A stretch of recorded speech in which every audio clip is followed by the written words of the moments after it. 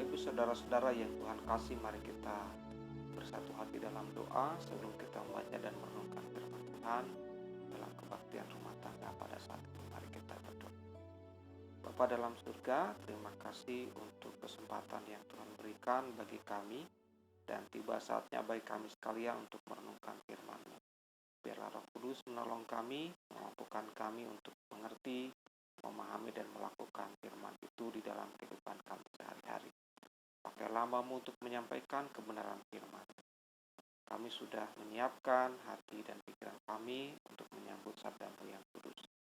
Dalam nama Tuhan kami Yesus Kristus, kami mengundang kehadiran Roh Kudus. Amin. Pembacaan firman Tuhan pada saat ini diambil dari Perjanjian Baru, yaitu dari 2 Korintus 8 ayat 7-15.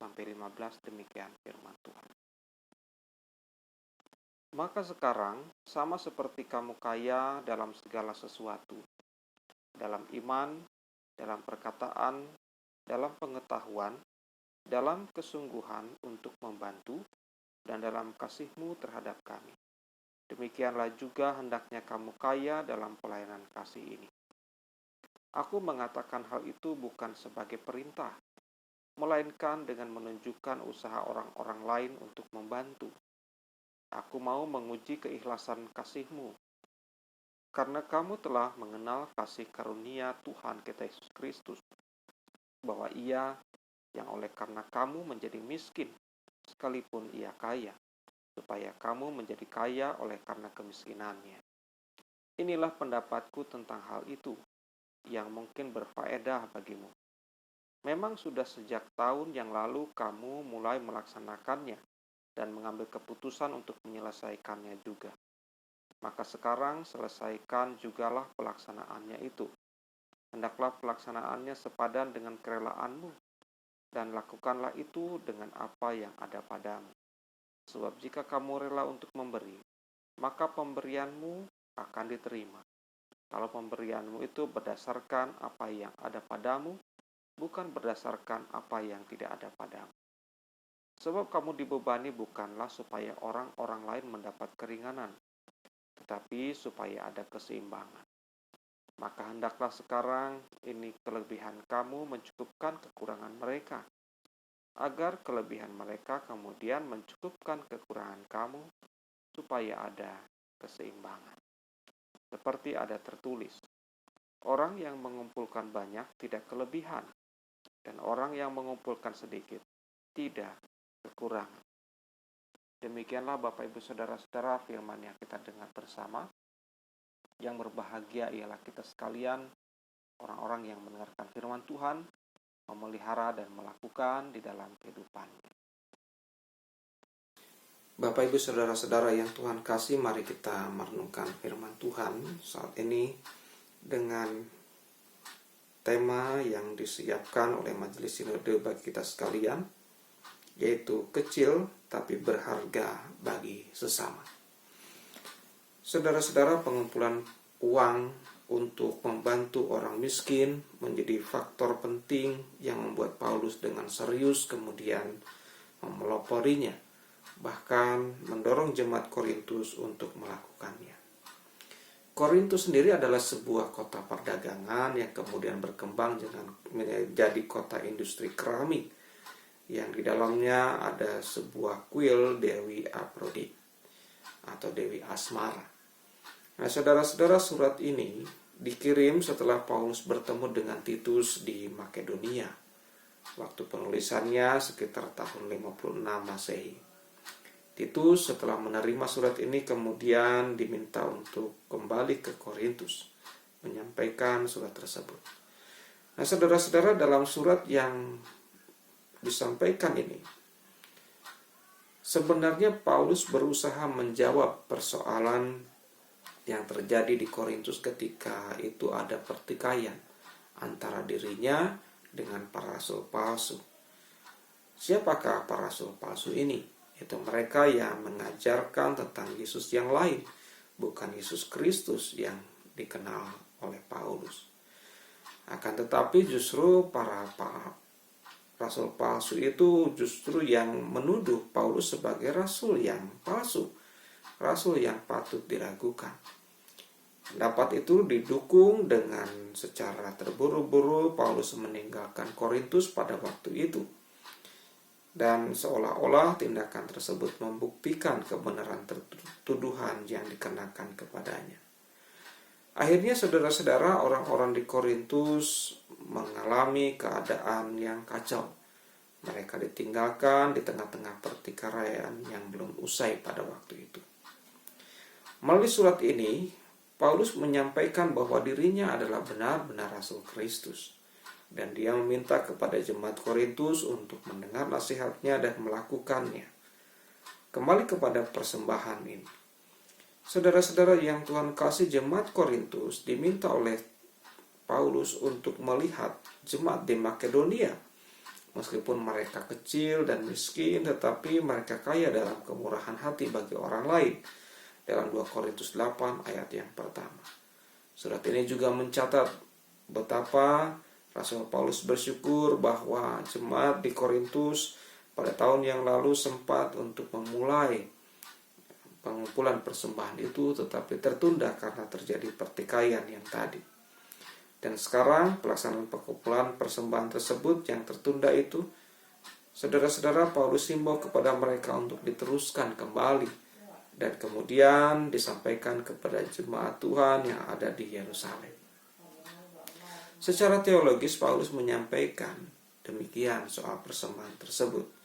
Sebab kamu diberikan atau dibebani bukan supaya orang-orang lain mendapat keringanan, tetapi supaya ada keseimbangan. Artinya Bapak Ibu Saudara-saudara bahwa keseimbangan ini menjadi penting dalam kehidupan bermasyarakat. Maka, kata Rasul Paulus, hendaklah sekarang ini kelebihan kamu mencukupkan kekurangan mereka, agar kelebihan mereka kemudian mencukupkan kekurangan kamu, supaya ada keseimbangan. Nah, Bapak Ibu yang Tuhan kasih, pandangan ini sejalan dengan apa yang dilakukan oleh Yesus Kristus ketika dia memberkati 5 roti dan 2 ikan untuk dimakan oleh 5.000 orang. Saudara-saudara, jumlah yang sedikit, 5 roti dan 2 ikan. Tapi ketika jumlah yang sedikit ini diberkati Tuhan, maka itu bahkan bisa dikatakan cukup, bahkan lebih dari cukup. Maka dikatakan seperti ada yang tertulis dalam Injil Yesus Kristus, yang dikatakan bahwa orang yang makan itu dalam Matius 14 ayat 16-20, ternyata saudara-saudara, dan mereka semua makan sampai kenyang, katanya. Kemudian orang mengumpulkan potongan-potongan roti sisa 12 bakul penuh. Nah, Bapak Ibu Saudara-saudara yang Tuhan kasih, apa artinya untuk kita sekalian saat ini? Bahwa ternyata bahwa kehidupan kita sebenarnya bisa saja seperti ini. Kita merasa kecil, merasa bahwa tidak punya peran yang besar. Tetapi apapun yang kita kerjakan, sekecil apapun itu, kepedulian yang kita tunjukkan kepada masyarakat, kepada orang di sekitar kita, teristimewa kepada mereka yang berada dalam kondisi yang terpapar COVID-19, maka itu akan menjadi berkat buat mereka semua. Sebagaimana yang dikatakan oleh Yesus bahwa apapun yang kita kerjakan, kecil di mata kita tetapi besar di mata Tuhan, jikalau kita memberikannya dengan penuh ketulusan.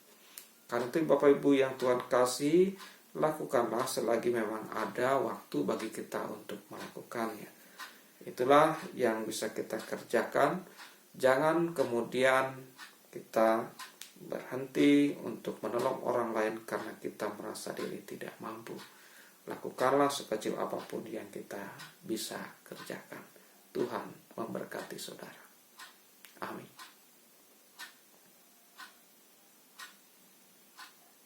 Bapak Ibu Saudara-saudara yang Tuhan kasih, mari kita berdoa syafaat.